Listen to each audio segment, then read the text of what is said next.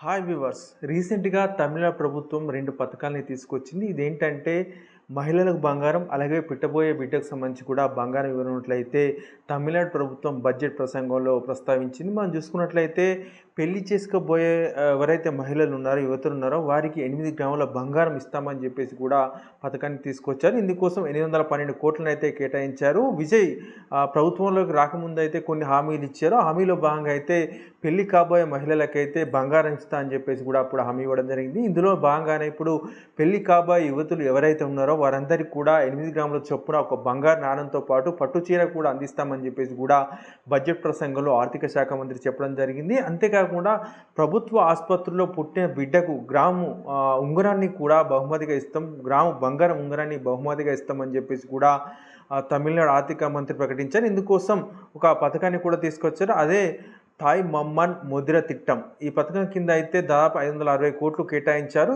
ఇందులో భాగంగా ప్రభుత్వ ఆసుపత్రిలో బిడ్డ అయితే ఎవరైనా కావచ్చు, మగబిడ్డ కావచ్చు, ఆడబిడ్డ కావచ్చు, ఎవరు పుట్టినా కూడా వారికి గ్రామ్ బంగారం ఉంగరం ఇస్తామని చెప్పేసి కూడా ప్రకటించడం జరిగింది.